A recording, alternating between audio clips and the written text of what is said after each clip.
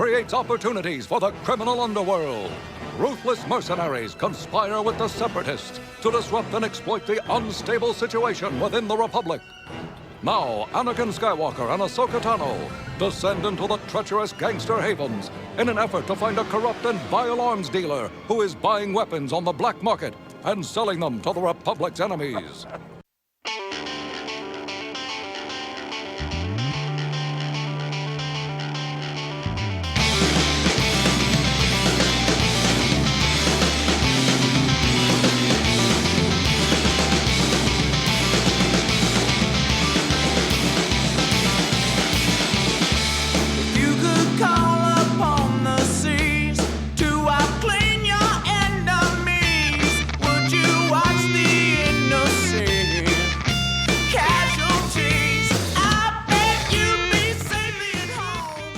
Oh! Greetings once again, Bucketheads! Mayvar Tigar. Welcome to the 70th lightsaber losing episode of Mandovision. Nargai Tom, and thank you so much for checking out this small independent Star Wars podcast where we're doing all the Star Wars podcasting. I don't know what that means. Remember, the best way to reach out to us is via social media at Mando_Vision, Twitter and Instagram. You can email the show, mandovisiontom@gmail.com. If those 140 characters just aren't enough for you. They raised it though, didn't they? Isn't it like 240? I don't know. I don't count. I just pay attention when it says you're out. You're at your limit. So I don't know. But if you need more characters than they allow, email the show. That'd be great. And please be sure to like, subscribe, share, and you know what? I messed that up. Let me say it again. Please be sure to like, subscribe, and share this show with all the other Mandalorians in your covert. If possible or so inclined, please give us those sweet 5-star reviews. They are what helps a small independent podcast like us not get lost in the shuffle, not get put under the heel of the tyranny that is the algorithm. Help us stand up and fight that evil algorithm. We would love it so much if you did that. We truly appreciate it. All right, let's get into it. This is another Mandalorian. Oh my goodness, I wish it was another episode of The Mandalorian. This is we're doing the Star Wars: The Clone Wars rewatch series. It's Monday, right? Like that's what we're supposed to be doing. We're rewatching Star Wars: The Clone Wars in lieu of the Mandalorian episodes. But if you're a Mando truther like I am, just wait for next week's show because oh yeah, the Mandalore plot begins. I'm already excited. Like we may have to do three shows in one day just because I'm so excited to get to the Mandalorian stuff in season 2 here. But we don't want to look too far ahead because we are on season 2 episode 11. This is Lightsaber Loss. The original air date for this episode was January 22nd, 2010. And yeah, that's what we're going to talk about today. So let's go ahead, do what we got to do, and then we'll get on the other side of the little bumper that I put in there, and we're going to break it down and get into it. All right, you know what time it is. Strap on your buckets. Let's go. My lightsaber. Hey!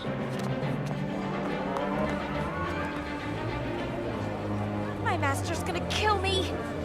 All right, like we said, this is Lightsaber Loss, which is season 2, episode 11 from January 22nd, 2010. The plot for this episode, it's pretty self-explanatory. During a mission in the underworld of Coruscant, a pickpocket steals Ahsoka's lightsaber. Too ashamed to tell Anakin, she sets out for the thief alone, but gets help from Tera Senube, an ancient Jedi master. Yeah, that's pretty descriptive. This episode directed by Giancarlo Volpe, written by Drew Z. Greenberg himself. This time the staff writer on board is Brian Larson. And yeah, we have a lot of well, listen, let me give you the Jedi Fortune Cookie before we start getting into it. This episode's Jedi Fortune Cookie is easy isn't always simple. And boy, don't I know it. This is like, that's basically the motto at my place of employment. I feel like that sums it up to a T because sometimes you think it should be easy, but there's always 75 different complications that arise in the middle of the situation. It is what it is, though, isn't it? All right, so this is an interesting episode of the show. I think it's easy to overlook this episode as being like a simple episode, much like its Jedi Fortune Cookie lesson. Again, a simple episode that teaches Ahsoka a valuable lesson. So it's kind of easy to overlook this one. But there's kind of a lot of moving parts in this episode that the show kind of, I don't want to say they failed to go into and kind of pull apart some of the layers on this onion that the show has, this episode has. But there's some interesting things in here. Most notably that we have to talk about before we get into the show is we are introduced to 4 new alien species in this episode, and they are all uniquely different. Most of them do not really make further appearances in the show, but it's always great to fill out that Star Wars galaxy. So, of course, we have Master Tera Senube, who is a Cassian, and he is an interesting character. We will talk a lot about him during our recap of this episode, because I like Master Senube quite a bit. He's a character I kind of wish they had done more with, and I like the way they sort of introduce him as sort of like this just wonderful juxtaposition, just kind of just the antithesis of the youthful Ahsoka Tano, who's constantly rushing headfirst into danger, and Tera Senube is a very, very slow, methodical process by which he manages to get quite a bit done, and so again serves as a reminder to Ahsoka to slow down, be patient, be mindful. Key tenets to a successful Jedi Knight, and so Master Sanube is a really interesting character that I enjoy quite a bit in this one. We also get to meet Banamu, excuse me. He's a Petrolian, and he is the pickpocket who steals Ahsoka's lightsaber. And yeah, that's all really, really interesting stuff. And if I remember correctly, I haven't read the cast yet for this episode, but I believe he's played by James Arnold Taylor. Obi-Wan Kenobi himself steps up to be Banamu. And we are also introduced to our bad guys for the episode, right? First, we meet Iona Marcy, who is the girlfriend of Knack Movers, the Trandoshan killer, assassin, who procures Ahsoka's lightsaber from Banamu. And we don't spend much time with Knack, because when we finally catch up to Knack, he's already dead. But his live-in girlfriend is there, and that is, of course, Iona Mercy, who is a Salinga. That is her species, but she's basically lived on course on her entire life. That it leads to the other character we have to meet, the one who Ahsoka pursues across the rooftops of Coruscant, which is Cassie Cryer, who is a Terrelian Jango Jumper. And that does not mean she sneaks up on Jango Fett and beats him up and takes his wallet. No. That is her homeworld, is Terrelia. And a Terrelian Jango Jumper means, because like their long limbs, they're very agile, they're good at jumping, and as we see in the pursuit that Ahsoka leads us on. The only other time Ione species we never really see again, maybe in the background of some stuff, but they're never really highlighted in the rest of the Clone Wars or in Rebels. And the same goes for Cassie Cryer and the Terrelian Jango Jumpers, except until we get to Rebels. Once we get to Rebels, we see a Terrelian Jango Jumper in a very different light, because that particular Terrelian Jango Jumper is one of the Inquisitors looking for Kanan and for Ezra Bridger, and so that's a really exciting thing to look forward to. So keep that little nugget in the back of your mind for when we get to Rebels in 14 years, and we'll break it all down again. We'll tie that loop just so cohesively. It'll just be this wonderful, beautiful shoelace that we've tied together for the Terrelian Jango Jumpers. But yeah, so it's nice to be introduced to some new species, see some new characters that can do new things. And yeah, you always like your Star Wars galaxy to be more fleshed out, more full. It's a huge, sprawling galaxy in Star Wars. Why do we have to keep seeing like Mon cows and stuff like that? I can't. I just had a random thought jump into my brain. I can't remember offhand. We have to, right? Like at some point we see Bothans on the show, don't we? Or is that later? Do we not see Bothans for a while? I'm gonna have to Google that later. Oh well. If you know the answer, you know where to find me. Mando_Vision, Twitter and Instagram. I want to see some Bothans. Dang it! They paid a hefty price for those Death Star plans that were fraudulent in Return of the Jedi. So let's hang out with some Bothans. Let's check it out. All right, let's get into our cast, though, before I do completely forget. Matt Lanter is back for the opening sequence, basically, as Anakin Skywalker in Bounty Hunter #2. Ashley Eckstein takes the spotlight in this as Ahsoka Tano. Greg Baldwin is Tera Senube, a police droid, and the Aqualish driver that Ahsoka jumps on when she's jumping from that giant TV platform. Yeah, that's who that is. Meredith Salinger, Nettie Gann herself is Ione Marcy, James Arnold Taylor is Bounty Hunter number 1, Banamu, and the hotel attendant. Flo D. Ree is Jocasta Nu. Tom Kane is your narrator and Yoda. Jamie King is Cassie Cryer and Muck Muck Monkey. And Ian Abercrombie as Chancellor Palpatine. Yes, you can hear Chancellor Palpatine when he's making that sort of address on the big giant TV in the middle of the spaceways amongst the towers of Coruscant. So yeah, there it is. Let's get into this episode. Let's talk about it. I'm excited. Here we go. That is Tera Senube. He's an elder Jedi. He happens to be an expert on the Coruscant crime world. I think he's sleeping. Yes? Well, he will be able to help you. Pardon me, Master Sanube? What? Who? I was just resting my eyes. So this week's episode starts off simply enough.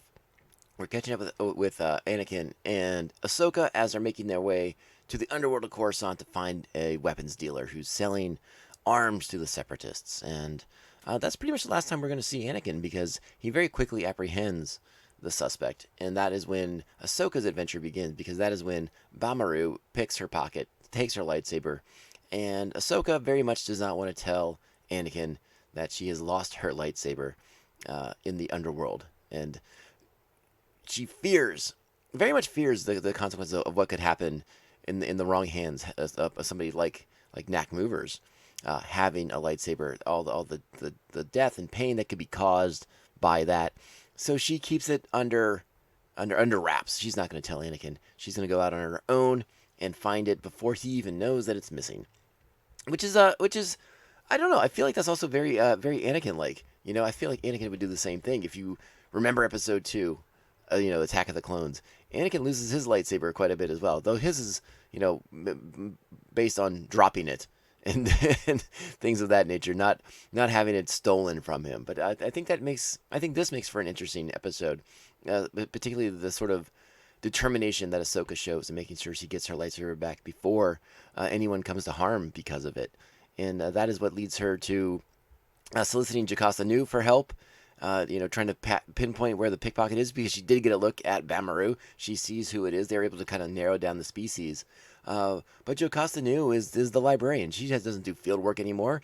So she points out Master Sanube, who is an authority on the criminal underworld at Coruscant. And he is going to aid Ahsoka now in pursuing Bamaru and all the leads and where that takes them. It's really, really good. Solid stuff. Okay. His name is Movers, yes. Knack Movers. Knack Movers? He's a very dangerous one. Well known in the underworld. Yes, exactly, yeah. I sell it to him, yeah. You should be afraid. I got a good price, huh?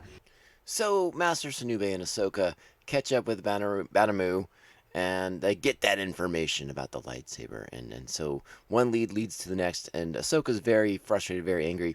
In that sequence in Bamaru's chamber, his hotel room there, his motel room there, his motel room, I love the part where Ahsoka rears back like she's gonna punch him, and Master Sanube chides her for that level of violence. And I thought that was though he was okay with her using the Force to throw him up against the wall, but I guess punching him in the face was a tad too far for Master Sanube.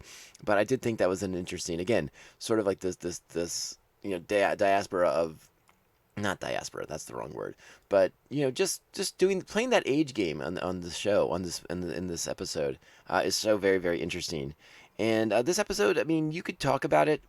I feel like it has a lot of familiarity, because this is sort of a I don't want to say I don't want to say trope. That's not the right word, but there is familiarity with the plot. This is something we've sort of have seen before. I think you can even go back to like Kurosawa. He did a film. He did a film called Stray Dog, and it was about a police detective who lost his gun, and he had to get help from an older detective to find the gun.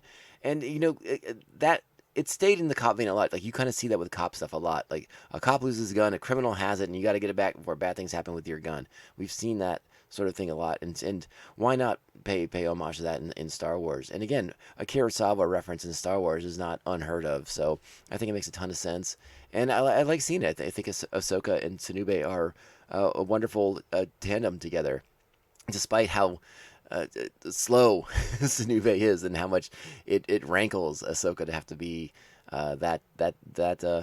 again, that's slow to have to stop and not be in motion all the time. And the same thing with her thoughts. Another interesting part of their partnership is what Sanube is able to teach her about the Force and how to use the Force. If she can calm her mind, she would be able to intuit these things the way that a master can. And that again, seeing that progression of going from a Padawan to a Jedi Knight to a Jedi Master, and it's a very long, arduous process. There's a lot to do with aging, right? With age comes wisdom. I think it's the best thing that can be said. And again, we've talked about that on this show before, and in Star Wars: The Clone Wars and Star Wars in general. But it will continue to be a theme throughout the series, particularly as Ahsoka grows and she becomes wiser. She learns a lot of lessons here in these early seasons that will come into play, that will affect her down the road as she matures into a darn fine Jedi Knight. And some might say, myself included, the ideal Jedi Knight. Actually, I pulled up that scene from just before they reach Ben Maru's room because I did really like it. I think it is important to play it and check it out. So here it is, Sanube talking to Ahsoka and instructing her. You need to be more quiet, young one. Okay. Not quiet with your mouth, quiet with your mind. You're so anxious to find this pickpocket that your worry is equal to his. So next up, we transition to Knack Mover's apartment. And again, there's another little chat between Sanube and Ahsoka as they're walking the hallways. This is a very different hallway talk than the hallway fights that we see in Star Wars. But, this episode uses the hallways as a way for Sanube to impart some valuable lessons for Ahsoka. And so another hallway, another lesson. Let's check it out. Master, we've got to hurry. Patience, young one. You worry that if people die at the hands of your lightsaber, that you will be as guilty for their death as the one that strikes the blow. A valid concern, young one, and one for you to puzzle out. So next we arrive at Knack Mover's apartment. The two Jedi enter. They find Knack Mover's dead on the floor, and Iona Marcy walks out and makes her presence known in the episode. Now, from a storytelling point of view, from that perspective, this is when the episode sort of begins to lose me a little bit. Because it feels like we are joining another story already in progress. And this episode doesn't do a great job of parsing out what that other story is. And that would be this whole Knack Movers, Iona Marcy, and Cassie Cryer triangle that they never really dive too deeply into. But I had to go online and explore because yes, you can sort of intuit some of the stuff going on in the episode, but the hows and whys aren't really explored. And so, again, we know Knack Movers is a criminal, a mover and shaker kind of assassin-y guy. He kills people, makes a lot of money, big, fat Trandoshan, and and he has this girlfriend, Iona Marcy. And at some point, he decides that they're going to bring in some like live-in protection, and that is in the form of Cassie Cryer. Cassie and Ione begin to form a relationship. Again, not overtly expressed in this episode, but this is the material that I found when I went exploring and researching this. So they conspired to poison Knack Movers the way that he poisons many of his victims, and also to help keep the blame off of them, keep the blame away from them, so that they can run off together and do their thing. And yes, according to Pablo Hidalgo of Lucasfilm, they are supposed to be a couple. So take that. But again, it's not expressed in this episode. We don't get any of that backstory. We don't know exactly what it was that turned them against Nak and they had to kill him, other than I can only assume that once they realized that they had feelings for each other, Nak was not the kind of person. These killer types, they're fairly possessive. So the odds are he was not going to let Iona Marcy just walk out the door with Cassie Cryer. So the plot was hatched to kill him using the poisons that he probably keeps readily available in his apartment. And that is how they dispatch with Nak movers. And Cassie is the main culprit, I suppose, in this. I mean, obviously Ione is a big part of it, but she's the one with the lightsaber. She's the one on the run now that Ahsoka is chasing across the rooftops. This is when the episode's action kicks into high gear, and this is a lot of fun. Seeing that Terrelian Jango Jumper skill set that Cassie has is a lot of fun, especially when you sort of, again, play it against the skill set of a Jedi. We see Jedi using the Force to do all these amazing things. The Terrelian Jango Jumpers are just so agile and so quick of foot, and that they sort of would, I guess, to an outsider, they would probably appear to be Jedi-like, the way they are able to basically fly through the air, almost unassisted, the way that we often see the Jedi do, but with the assistance of the Force. So that is interesting. I did like that visual. I thought that was a fun little thing for Ahsoka to do. Particularly when Cassie believes that she sort of is Jedi-like, and the only real difference between her and a Jedi is that she, until this moment, she didn't have a lightsaber, and that's one of those things that it's gonna get her. It's gonna get her in the end, and it is. I did like the struggle that Cassie has, where she can't even turn the thing on at first. She can't even activate the lightsaber, bring the blade forth. But yeah, Ahsoka determined. The determination Ahsoka shows in this episode, I think, is one of the strong points of it. And to her just her unwillingness to let anyone come to harm because of losing her own lightsaber, and I love that about Ahsoka in this episode. Again, from a storytelling perspective, I ding that. I'll have to ding this episode because there's a ton of backstory between those three characters, between Nak and Ione and Cassie, that we just don't get, and we have to kind of piece it together the way that Master Senube pieces it together. Now that is a great sequence as well. It's sort of cut in around the chase sequence between Ahsoka and Cassie. Is Master Senube, again, being very much Senube, being patient and calm and sort of just puzzling out the inconsistencies in Ione's story and the facts that he sees before him, the body on the floor, the broken table, all of it. And the fact that Ione has said there was a group that came in and killed Nak. But Ahsoka has checked in and said she is pursuing one lone female assailant, and so the way he puts it together, he's very Batman-esque in his questioning. Maybe not Batman-esque, there's not quite as much physicality on Master Senube's part to be like the Batman, but he's definitely the Dark Knight detective of this episode, and so I love the way he's able to put things together. And again, you put that up against the chase across the rooftops of Coruscant with Ahsoka and Cassie, and it's so good. I love the action sequences in this. I think it really helps drive the episode and the utmost importance, and drives home that importance of Ahsoka getting her lightsaber back. So let's catch up with Ahsoka and Senube meeting up again. Senube is going to go pick her up on a speeder bike. She has lost Cassie, the Terrelian Jango Jumper, but they don't know where she's going to go, so Ahsoka is very distraught. But back at the apartment, before Ione fled, when she realized that Senube was solving the mystery already, Senube placed a tracker on her, and we see that very early in the scene, because Senube, a smart fella. He knows something's up. The game is afoot. If you were to be Sherlock Holmes in this one, so he very proactively places a tracer on Ione, and maybe it comes to nothing, maybe it comes to something, and in this case it comes to something. So Master Senube knows where to go, and that helps brighten Ahsoka's spirits.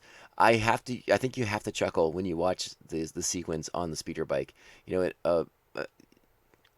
don't want to say you don't want to make that joke about the way the old people drive, but they do in the show. I mean, Master Senube, much like he walks, it's slow but purposeful, and that is how he flies his speeder bike. And Ahsoka has a hard time with that.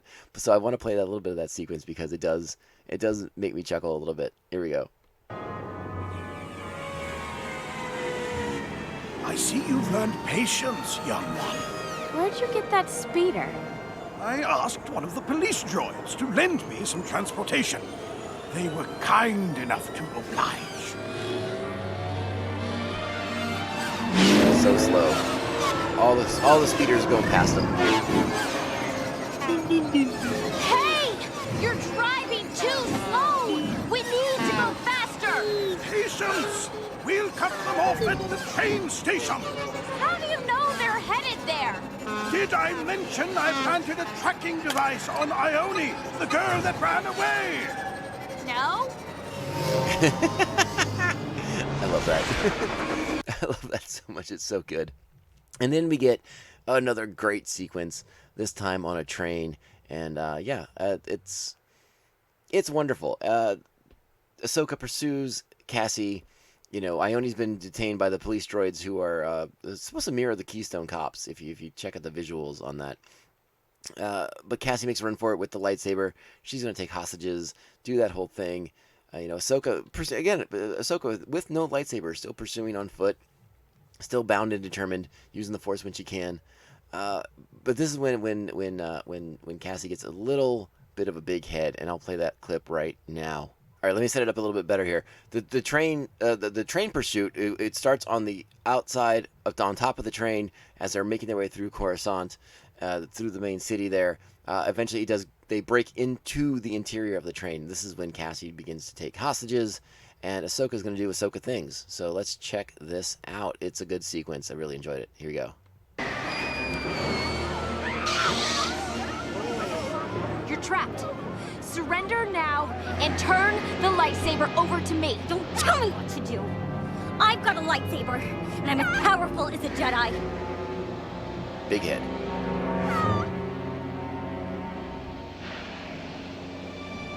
I'll trade myself for them. You know how much I'm worth to the Jedi. It's a good deal. All you have to do is let them go. Let me pause it right there real quick. I do want to mention something I haven't mentioned yet. What do you all think of the mask that Cassie wears? It's very bone-like, and I think that's the point of it. I don't know. I tried to find some information if that was a Terrelian Jango Jumper sort of part of their mystique, and it was a little unclear or vague. But we never actually see what Cassie looks like without that mask on, because she does wear it throughout this episode. But it is a very interesting mask. It reminds me of several different horror movies. I'll be perfectly honest with you. It's got a little bit of a creep factor to it that I found a tad unsettling. But yeah, it's a mask. So keep that in mind when you're watching this episode. That's why that's why. In case anyone wonders about why does her face look so weird? But it is a mask. All right, let's play the rest of the sequence. Once we're alone, you'd use some kind of Jedi Force trick on me. No deal. These two stay with me. And you stay out of my way. Alright, so we're approaching the next train station.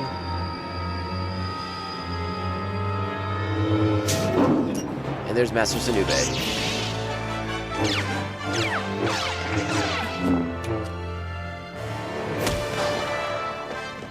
For a guy that moves slow, you always seem to get ahead of me. The value of moving slowly is that one can always clearly see the way ahead. Alright, so that's when Cassie gets arrested. I want to break down that sequence because it's wonderful. Again, Master Sanube one step ahead the entire time, gets over to the next train station. By somewhat mysterious means. I'm assuming he's going to be with the police. The police take him to the next station. They're like, oh, we'll catch him at the next stop. It's all good. I love the quick, deft motion that Sanube uses to reveal his lightsaber. It's in the cane that he's been using the entire time to walk around. You feel like that. You get that visual, and you're like, oh, he's old. He's a little impeded in his movements. So he has his cane, this walking stick that he needs, just to keep his balance. Oh, not so fast, my friends. No. A quick. I don't even. It's not. It doesn't even unscrew. It just almost clicks out. And it's a lightsaber hilt right there on the tip of the cane.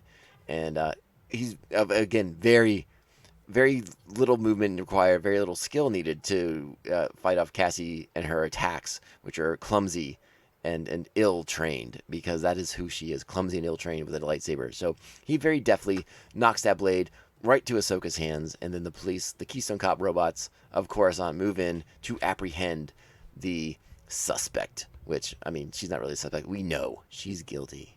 Guilty. Guilty. All right, let's go ahead and play like the final little sequence.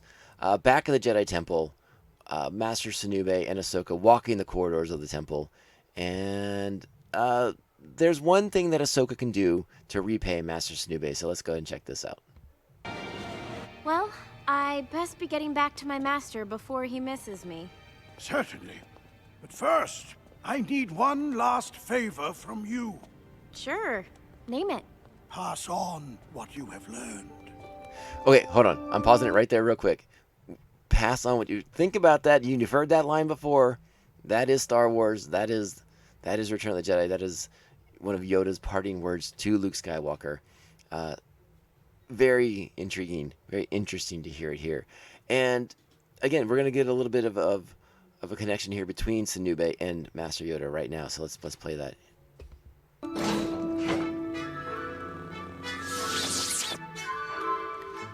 Hello, old friend. Greetings, Master Sanube. Padawan Tano, a lesson you have for us today? Yes. A lesson in patience. Gather round, younglings. Listen to the Padawan you shall. This weapon is your life, but it is also your responsibility. Don't let it out of your sight. Hey now.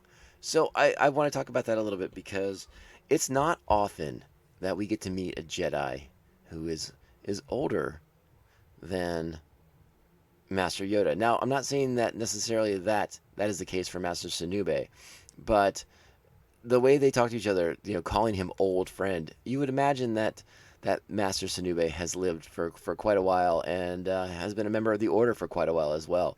That's interesting to me. I like that so very, very much.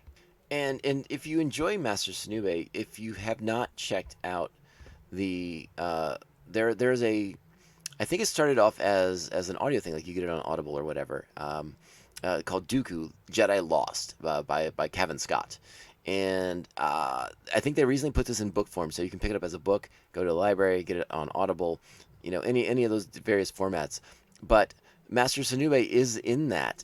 He is in the flashbacks in those sequences where he is he is the leader of the Jedi youngling, I think it's called a Hawkbat clan, whose members include Dooku and Sifo-Dyas.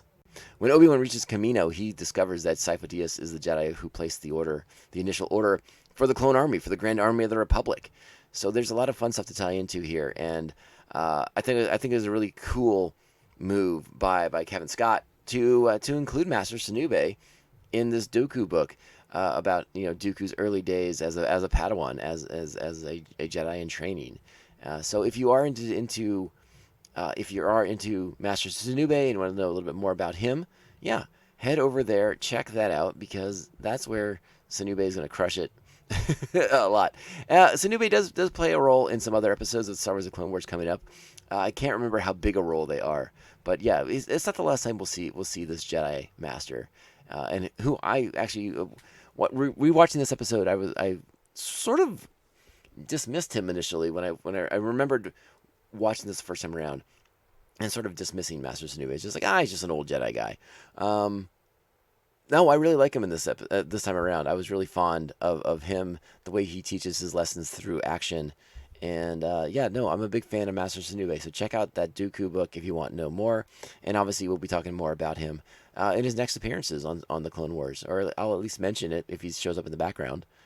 So, yeah, get ready for all that.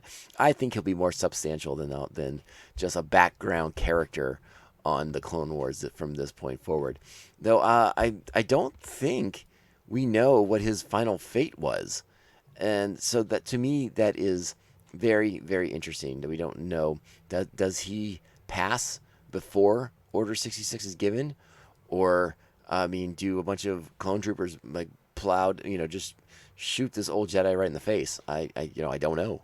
That's something that seems to be unanswered still in Star Wars, but I find myself to be rather curious about it. Or perhaps he has somehow survived Order 66 and is hiding out somewhere. I guess that's always a possibility too. All right, let's get out of here. That is the episode. I like this episode. I knock it a little bit because there's all that background information between knack movers and Ione and Cassie, and they don't explore it. They leave it up to us to kind of fill in the blanks, which a lot of times I can appreciate. And for on a surface level, you can enjoy the episode without knowing the hows and whys of what's going on in that room. But to me, it did strike me a little funny as like we just walked into like a different show. We just walked into a different movie because we don't know what the heck's going on. And yes, Master Senube helps us all puzzle it out. But I'm very much I want the motives. I want to know I want the hows and the whys of how this all came to be. What was going on there? What prompted Knack Movers' murder at the hands of Ione and Cassie? And again, that information is available, but you have to work for it to find it. It's not actually contained in the episode. So I ding it for that. So I give the episode a solid 7. It's an episode that Ahsoka learns a valuable lesson. We get some fun comedic play, some sort of a geriatric jokes at the expense of Master Senube, but he's all good with it because he's still completely of sound mind and body, and kicks some booty at the end. That his walking stick / lightsaber is pretty dope. That'd be the move for me, I think, when I get old. That'll be where I keep my lightsaber. It'll be in my cane. So yeah, take notes. And if anyone, if you have the power of the internet, you can find anything on the internet. So a lightsaber as a cane, that could work. All right, enough of that. Let's wrap it up. I want to thank you all so much for hanging out with me on Mondays. The Star Wars The Clone Wars rewatch episodes have been a lot of fun for me, going back and watching shows I haven't seen in probably 10 years. So that's been a lot of fun. I hope you're enjoying my breakdowns, my reviews. Hopefully I'm bringing a little bit of analysis to it, at least in an enjoyable fashion. So I hope you're digging those. So thank you for checking us out, supporting us. If you're new to the show, I hope you're digging it and you'll stick around with us. We have a whole back catalog you can check out. We have 69 other episodes that you can check out. They're a lot of fun, especially when we talk about The Mandalorian. Those are still my favorites. I'm not going to lie. I love talking about The Mandalorian. I love it. All right. Mandovision is a small independent Star Wars podcast. So thank you for all the support. Be sure to like, subscribe, share the show with all the friends, all the other Mandalorians in your covert. Best way to follow us, or to follow me, hit me up on social media at Mando_Vision on Twitter and Instagram.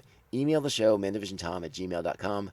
If you have the time, the inclination, and you're on Apple Podcasts, 5-star reviews. Help us defeat that evil algorithm and spread the word about what we're doing here. Let's help recruit more bucketheads to the show. I would truly appreciate that. And everyone who's done it already, in case I haven't said it, I thank you for taking the time to spread the word about the show. You are the best. All you listeners who take the time and tell people that we're doing good stuff and having a fun time over here on Mandovision, I thank you so very, very much from the bottom of my Beskar plated heart. All right, you know what's gonna happen. But the Bad Batch is gonna be on Friday. Get ready for that. We're in the home stretch of that show. Oh baby, it's gonna be a hootenanny for sure. All right, remember, Star Wars The Clone Wars on Mondays, The Bad Batch on Fridays, and if anything Star Wars related happens in the middle of the week, Bantha Tracks will drop Tuesday, Wednesday, or Thursday. All right? My name is Tom. This is Nargai Tom. This is the Mandovision Podcast. We will be back very, very soon. And there's only one way this podcast can end. And this is the way. This is the way. This is the way. This is the way.